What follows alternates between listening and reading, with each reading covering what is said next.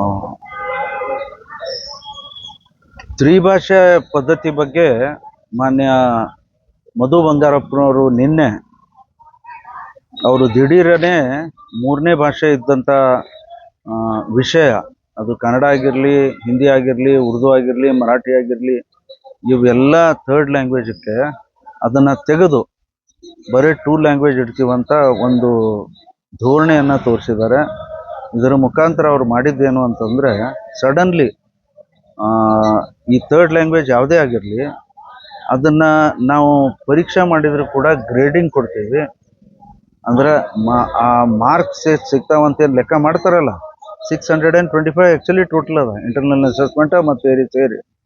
ಅದನ್ನು internal assessment ಈಗಾಗಲೇ ಆಗಿದಾವೆ, ಥಿಯರಿ ಪರೀಕ್ಷೆ ಆಗಬೇಕು.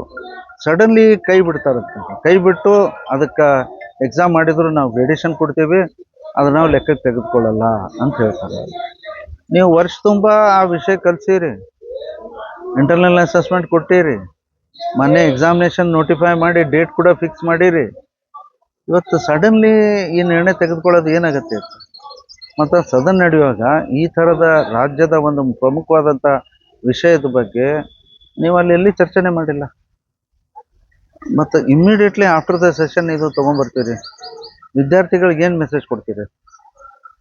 ದಿಢೀರನೆ ಈ ಥರ ಮಾಡಿದರೆ ಮಕ್ಕಳಿಗೆ ಏನು ಸಂದೇಶ ಹೋದಂಗೆ ಆಗುತ್ತೆ?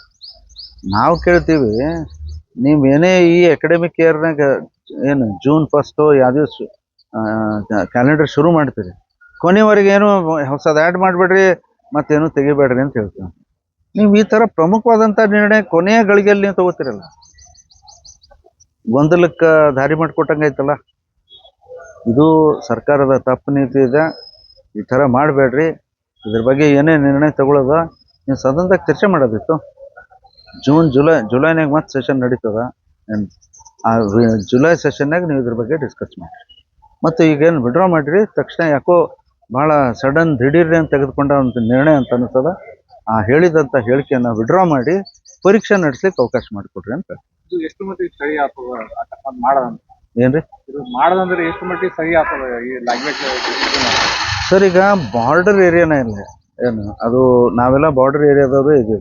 ಒಂದು ಕಡೆ ಆಂಧ್ರ ಬಾರ್ಡ್ರೂ ಅದ, ಇನ್ನೊಂದು ಕಡೆ ಆಂಧ್ರ ಅಂದ್ರೆ ತೆಲಂಗಾಣ ಬಾರ್ಡರ್ ಅದ, ಇನ್ನೊಂದು ಕಡೆ ಮಹಾರಾಷ್ಟ್ರ ಬಾರ್ಡರ್ ಅದ. ನೀವು ಔರಾದ್ಗೆ ಹೋಗ್ರಿ, ಭಾಲ್ಕಿಗೆ ಹೋಗ್ರಿ, ಅಲ್ಲೆಲ್ಲ ಮರಾಠಿ ಮಾತಾಡ್ತಾರೆ ಭಾಳ ಜನ, ಹೌದಾ ಇಲ್ಲ? ಸೊ ಅಲ್ಲಿ ಅನೇಕ ಮರಾಠಿ ಶಾಲೆ, ಮರಾಠಿ ಮೀಡಿಯಂ ಸ್ಕೂಲ್ಸ್ ಸರ್ಕಾರ ಮಾಡಿಕೊಟ್ಟಿದ್ದಂಥವು. ಅದೇ ರೀತಿಯಾಗಿ ನಾವು ನಿಜಾಮ್ ಸೇಟಲ್ಲಿ ಇರೋದ್ರಿಂದ ಉರ್ದು ಭಾಷೆ ಅನೇಕ ಇದರಲ್ಲಿ ಗುಲ್ಬರ್ಗನಾಗೆ ತಗೋರಿ, ಕನಿಷ್ಠ ಒಂದು 10 ಉರ್ದು ಶಾಲೆಗಳದಾವೆ, ಸರ್ಕಾರಿ ಶಾಲೆಗಳು. ಅಲ್ಲೆಲ್ಲ ಉರ್ದು ಶಾಲೆ ಇರೋದ್ರಿಂದ ಆ ನ್ಯಾಚುರಲಿ ಅವ ಥರ್ಡ್ ಲ್ಯಾಂಗ್ವೇಜ್ ಕನ್ನಡ ತೊಗೊಂಡಾನ, ಸೆಕೆಂಡ್ ಲ್ಯಾಂಗ್ವೇಜ್ ಇದು ತೊಗೊತಾರ, ಥರ್ಡ್ ಲ್ಯಾಂಗ್ವೇಜ್ ಕನ್ನಡ ತೊಗೊಂಡಾನ. ಆ ಕನ್ನಡ ನೀವು ಅವರಿಗೆ ಬಿಡಿಸಲ್ಕತ್ತೀರಲ್ಲ. ಯಾರು ಮದರ್ ಟಂಗ್ ಬೇರೆ ಭಾಷೆ ಅದ ಅವ್ರಿಗೆ ನೀವು ಕನ್ನಡ ಕಲೀಲಿಕ್ಕೆ ಬಿಡ್ತಾ ಇಲ್ಲ ಅಂತ ಅನ್ನಂಗೆ ಆಯ್ತಲ್ಲ ಇದು. ಯಾಕೆ ಈ ಥರ ಧೋರಣೆ? And why all of a sudden? ಇದು ನಮ್ಮ ಪ್ರಶ್ನೆ, ಅದಕ್ಕೆ ವಿಡ್ರಾ ಮಾಡಿರಿ ಅಂತ ನಾನು ಹಿಂದಿ ಅಂತೂ ರಾಷ್ಟ್ರ ಭಾಷೆ ಇದೆ. ಹೌದು. ಈಗ ನಾವು ಇಂಗ್ಲೀಷ್ ಕಲಿಬೇಕಂತ ಬಹುಶಃ ನಿಮ್ಮೆಲ್ಲ ಮಕ್ಕಳು ಇಂಗ್ಲೀಷ್ ಮೀಡಿಯಂ ಸ್ಕೂಲ್ನಾಗ ಓದ್ತಾರೆ, ಹೌದಾ? ಇಂಗ್ಲೀಷ್ ಕಲೀಲಪ್ಪ, ಯಾರಿಗೆ ಗೊತ್ತು, ಎಲ್ಲ ಕಡೆ ಎಲ್ಲಿ ಹೋದಲ್ಲಿ ಅದು ಬಳಕೆ ಆಗ್ತದಂತ. ಅದೇ ರೀತಿಯಾಗಿ ಒಂದು ಸ್ವಲ್ಪ ಸದನ್ ರಾಷ್ಟ್ರ ಬಿಟ್ಟರೆ ಎಲ್ಲ ಕಡೆ ಕಾಮನ್ ಆಗಿ ನಡೆಯೋದು ಹಿಂದಿನೇ. ಈಗ ತೆಲಂಗಾಣ, ಹೈದ್ರಾಬಾದ್ಗೆ ಹೋಗ್ರಿ, ಕಾಮನ್ ಲ್ಯಾಂಗ್ವೇಜ್ ಅಲ್ಲಿ ಎಲ್ಲರೂ ತೆಲುಗು ಏನು ಮಾತಾಡ್ತಾರಂತ ಅನ್ಸಲ್ಲ. ನೀವು ಹಿಂದಿ ಮಾತಾಡ್ರಿ, ಎಲ್ಲ ಕಡೆ ನಡೀತಿ. ಗುಲ್ಬರ್ಗನಾಗ ನೀವು ಕನ್ನಡ ಬಿಟ್ಟು ಹಿಂದಿ ಮಾತಾಡ್ರಿ, ಎಲ್ಲರಿಗೂ ತಿಳಿತದೆ. ಇಲ್ಲಿ ಹುಟ್ಟು ಬೆಳೆದವ ಎಲ್ಲರೂ ಹಿಂದಿ ಮಾತಾಡ್ತಾರೆ. ಅನೇಕ ಜಿಲ್ಲೆಗಳಲ್ಲಿ, ಬಾರ್ಡರ್ ಇದ್ದಂಥ ಜಿಲ್ಲೆಗಳು ಇದು ಪದ್ಧತಿ ಅದಾನೇ ಇರ್ತದೆ. ಮತ್ತು ಯಾಕೆ ಇದನ್ನು ನಿಲ್ಲಿಸ್ತಾ ಇದ್ದೀರಿ? ಕನ್ನಡಕ್ಕೆ ನೀವೇ ಕಡೆಗಣಿಸ್ತಿದ್ದೀರಿ ಅಂತ ಈ ಬೇರೆ ಭಾಷೆದವ್ರು ಯಾರು ನಮ್ಮ ರಾಜ್ಯದಲ್ಲಿ ಬಂದು ಉದಾರ ನೀವು ಈ ರೀತಿ ಮಾಡಿದರೆ ಈಗ ಅನೇಕ ರಾಷ್ಟ್ರ ಮಟ್ಟದ ಬೇರೆ ಬೇರೆ ಕಾರಣದಿಂದ ಬೆಂಗಳೂರು ಸೆಟ್ಲ್ ಆಗ್ತಾರೆ. ನಡಿಯಪ್ಪ, ಇಲ್ಲಿ ಲ್ಯಾಂಗ್ವೇಜ್ ಪಾಲಿಸಿನೂ ನಮ್ಗೆ ಬೇಕಾಗಿದ್ದದ, ನಮ್ಮ ಭಾಷೆನೂ ಕಲಿಬೋದು, ಕನ್ನಡನೂ ಕಲಿಬೋದು, ಇಂಗ್ಲೀಷ್ನೂ ಕಲಿಬೋದು ಅಂತ ಬರ್ತಾರೆ. ಈಗ ಆಮೇಲೆ ವಿಚಾರ ಮಾಡ್ತಾರವ್ರು ಇಲ್ಲಿ ಯಾಕೆ ಬರ್ಬೇಕಂತ. ನೀವು ಈ ಥರ ಒಂದು ನಿರ್ಣಯ ತಗೋದ್ರಿಂದ ನಮ್ಮ ರಾಜ್ಯಕ್ಕೆ ಹೊಡೆತು ಬೀಳ್ತದ. ಇದು ತಪ್ಪು ನೀತಿ ಅದ, ದಯವಿಟ್ಟು ಬದಲಾವಣೆ ಮಾಡಿರಿ ಅಂತ ಒತ್ತಾಯ. Okay, thank you.